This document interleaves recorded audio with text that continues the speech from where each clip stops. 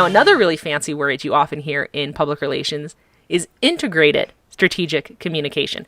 An integrated strategic communication basically is the idea is that all of the departments throughout your organization are all using communication the same way, or at the very least that they go together, that you're not being contradictory, that you're not contradicting what the marketing department is saying if you're in the PR department. Now, right now, there might be still quite a bit of confusion. Well, what's the difference between PR and advertising and marketing? We have an entire unit that we will deal with this, but the easiest way to think about it is public relations deals more with the human side. How do you create relationships with your audience? Marketing and advertising deals more with the money side. So it's much more of the how do you actually get the sale. That's kind of the difference between the two that you can think about. But again, we will have an entire unit in a little bit that is going to deal with this. But integrated strategic communication is making sure that you have one unified message across all outlets. Now, one thing that I also want to mention that's going to come up a couple of times is that when we're talking about having things like different departments within an organization, the larger the organization, the more likely that is to be true. So for example, if you work for, Oishei Children's Hospital, they have a public relations department and they have a marketing department. They have two totally separate departments. If you work for like a Ford, they have numerous marketing departments and numerous public relations departments. And then even within the public relations department, you might have tons of different subsets. The smaller the organization, the more likely you are to be one person doing all of those jobs. So if you work for a really small organization, or again, if you work for yourself, you are not only the marketing department, you are also the advertising department, you are also the PR department. And a lot of times when that is the case, you're just in general called the communication specialist. That was actually the job I held in the past, where I was a communication specialist, because the organization I was working for was so small. I basically was doing all of those things, at least in some capacity. When you're in a small organization like that, and it's just you, or it's a very small group of people that are doing all of these things, the integrated strategic communication is quite simple, because it's just you, or it's just a team of 3 or 4 people that you're trying to coordinate. The larger the organization, the more difficult this can be, where you do have to make sure that you have open communication between what's going on between the different departments. So an example of a company who does not do this particularly well would be Walmart.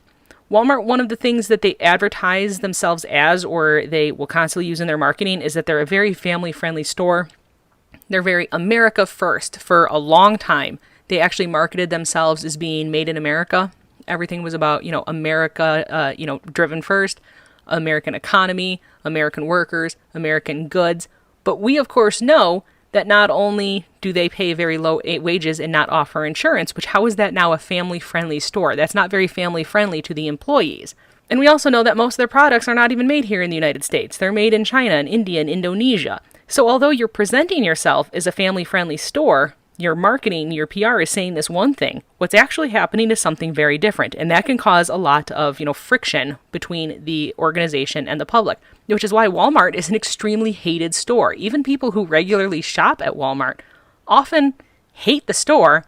It's just that's where they go because they don't have a whole lot of other options. So Walmart definitely has a problem with PR. They have had one in a very long time, but at this point they've cornered the market so well, there's not a whole lot that can be done about it. Compare that to, say, Target, where Target does a much better job of kind of aligning what they're actually doing with their messages, so they do a much better job at this integrated strategic communication. You're getting a much more unified message across all boards.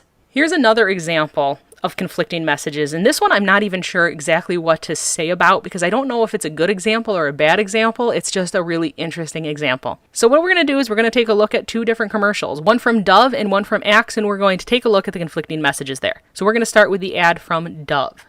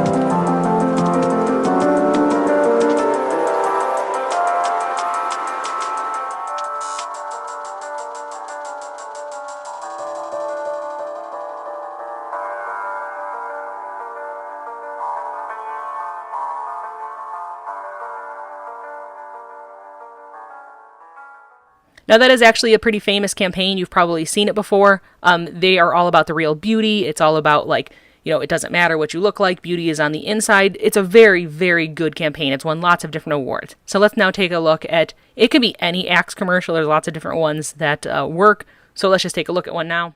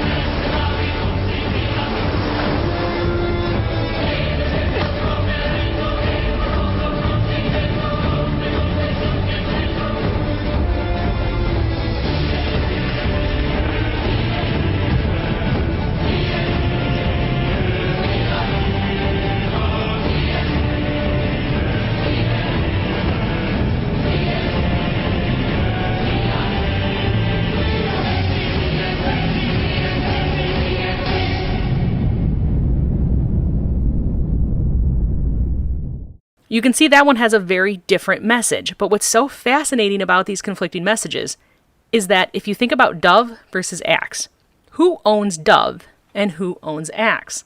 They're actually both owned by Unilever.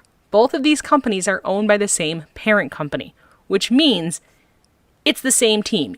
No matter what product you're buying, Dove or Axe, it's the same group of people, it's the same CEO who's getting all the money from it. But why these are so successful is because, one, people don't realize that this is the same company making basically both of these ads. But in this case, they know exactly what's going to work for their target audience. So this is incredible advertising, not super great PR, but they've done such a good job of making sure the audience doesn't know that this is really the same company and that in both cases they're just kind of pandering to their audience that nobody really even realizes. Now, I'm not saying that this is a positive thing. I actually think this is kind of terrible, but this is something you will see where we have conflicting messages, but because people don't necessarily realize it, the company is able to get away with it.